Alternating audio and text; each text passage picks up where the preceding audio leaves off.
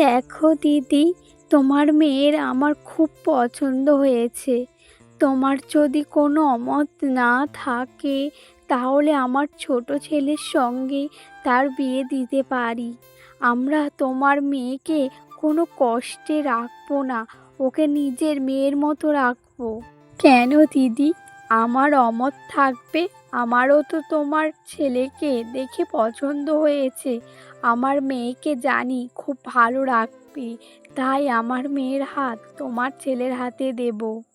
হ্যাঁ কাকিমা, প্রিয়াকে আমাদের বাড়ি দিলে ও অনেক সুখে থাকবে কাকিমা। আমার প্রিয়াকে খুব পছন্দ হয়েছে। তারপর দুটো পরিবারের মত নিয়ে দুজনের বিয়ে হয়, আর তারা সুখে থাকতে শুরু করে। তোমাদের একটা কথা বলছি, আমার শরীরটা খুব খারাপ, তাই আজকের পর থেকে তোমাদের দুই বউয়ের হাতে আমি সংসারের ভার তুলে দিচ্ছি। আজকে থেকে তোমরা বুঝে শুনে ঘরের কাজ গুছিয়ে করবে। হ্যাঁ মা, আমি দিদিকে নিজের দিদি বলে মনে করি, কারণ আমার দিদি নেই, তাই আমার দিদি বলেই মনে করি। আর আমি খুব ভালোবাসি, আর সব কিছু আমি ঠিক ভালোভাবেই গুছিয়ে রাখবো। হ্যাঁ মা, তুমি একদম চিন্তা করো না, আমি আর বোন দুজন মিলে ভালোভাবে কাজ করব, আর তুমি একদম চিন্তা করবে না। পর দুই বউ মিলে যে যার ঘরে সংসার গুছিয়ে কাজ করছিল। প্রিয়া তখন ঝাঁট দিচ্ছিল।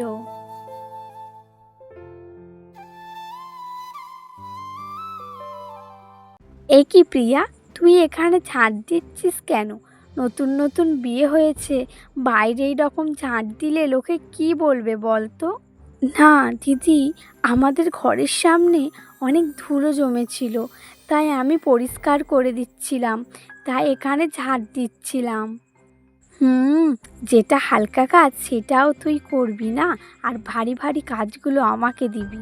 যাও যাও প্রিয়া, তুমি ওই দিকে যাও, রান্নাঘরের কাজ করো। নতুন নতুন হাতের রান্না খেতে সবাই চাইছে। কি সুন্দর সুবাস বেরোচ্ছে! এত সুন্দর সুবাস, তাহলে রান্নাটা কেমন হবে? খুব সুন্দর নিশ্চয়ই। এত সুন্দর রান্না মনে হয় আগে কখনো খাইনি। বৌদি, মা কোথায় গেছে? মাকে তো দেখছি না। আর হ্যাঁ বৌদি, রান্নাটা খুব সুন্দর হয়েছে। কে রান্না করেছে? খুব সুন্দর হয়েছে রান্না।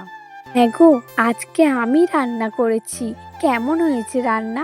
বাড়িতে একটু একটু মায়ের কাছ থেকে শিখেছিলাম, তাই আমি এখন রান্না করতে পারছি। হ্যাঁ প্রিয়া, তোমার রান্না খুব সুন্দর হয়েছে। আমরা এখনো পর্যন্ত এরম রান্না খাইনি। বুঝলে, খুব সুন্দর রান্না হয়েছে।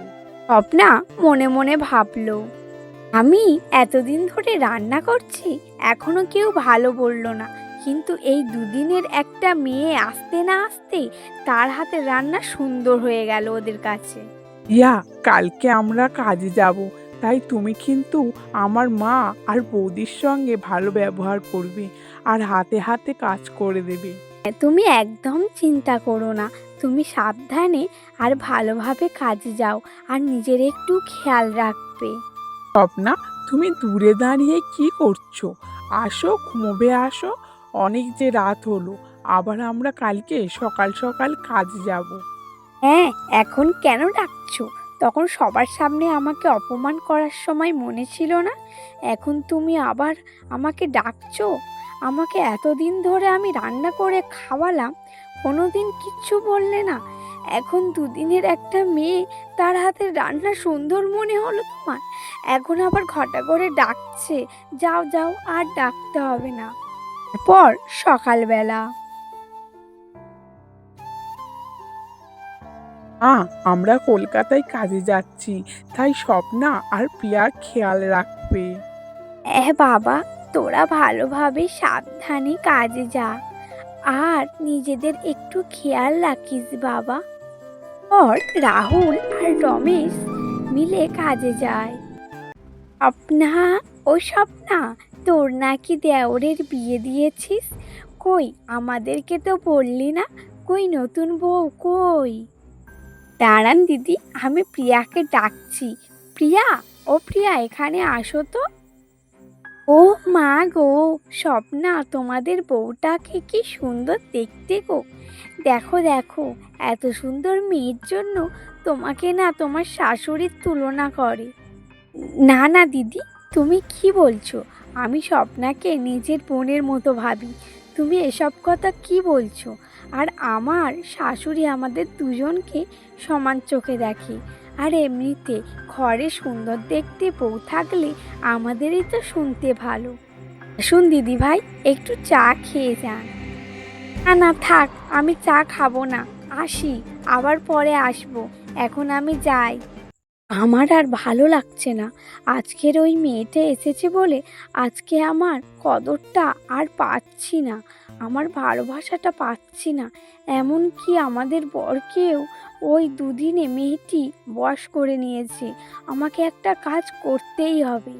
ও মারা, আমি কয়েকদিনের জন্য আমার বাপের বাড়ি যাচ্ছি, আর ওই আলমারিতে টাকা পয়সা রেখে গেছি। আমার দুই ছেলে যা ইনকাম করেছে সব টাকা পয়সা রেখে দিয়েছি, তোমরা ভালো করে খেয়াল রাখবে। হ্যাঁ মা, তুমি নিশ্চিন্তে যাও, আমরা দুজন মিলে বেশ খেয়াল রাখবো। তারপর স্বর্ণালী নিশ্চিন্তভাবে তার বাপের বাড়ি যায়।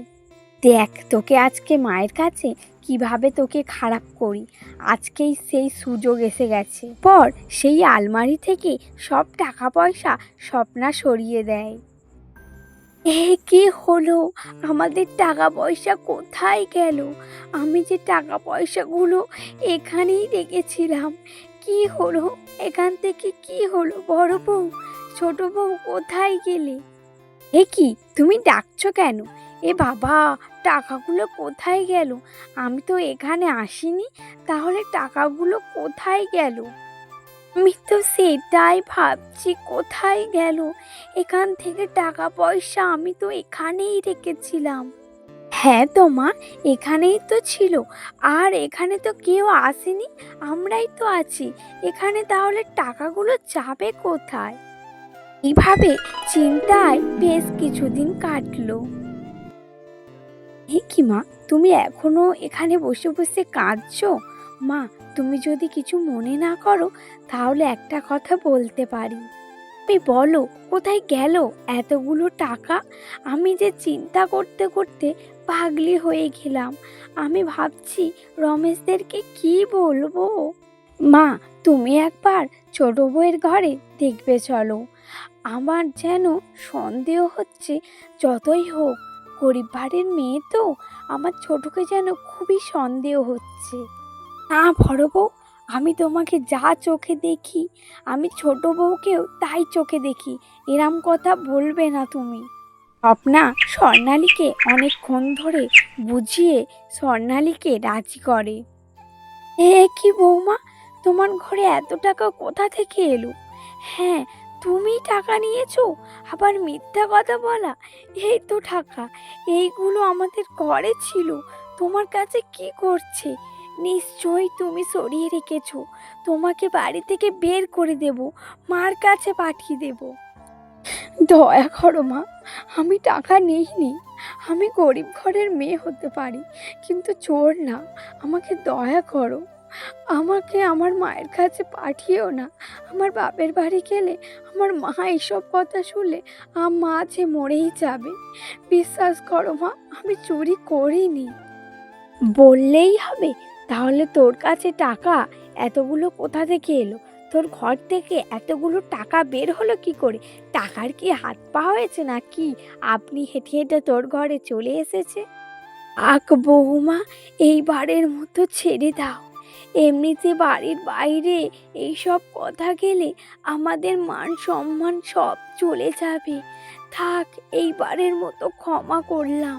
দ্বিতীয়বার না যেন এইরকম ভুল হয়। তুই আজকেও আমার হাত থেকে বেঁচে গেলি। এরপরে এমন একটা কাজ করব যে তুই আর এই বাড়িতে থাকতেই পারবি না। এইদিকে রমেশ আর রাহুলের ঘরে আসার সময় হয়ে গিয়েছে। বাবা, তোরা ভালোভাবে এসেছিস তো? রাস্তায় কোনো অসুবিধা হয়নি তো? না মা, আমরা ভালোভাবেই এসেছি। এই যে বাজার থেকে অনেক বাজার করে এনেছি, এইগুলো ঘরে নিয়ে যাও। তারপর স্বপ্না সেই বাজারগুলো ঘরে নিয়ে যায়। মা, কি দিয়ে রান্না করব? কোনো সবজি তো বাড়িতে দেখছি নেই। সব সবজি কোথায় গেল? আমি কি রান্না করব এখন? কেন বৌমা, তোমরা তো কালকের বাজারগুলো রান্নাঘরে গুছিয়ে রাখছিলে। এখন আমি কি করে বলবো সবজিগুলো কোথায়?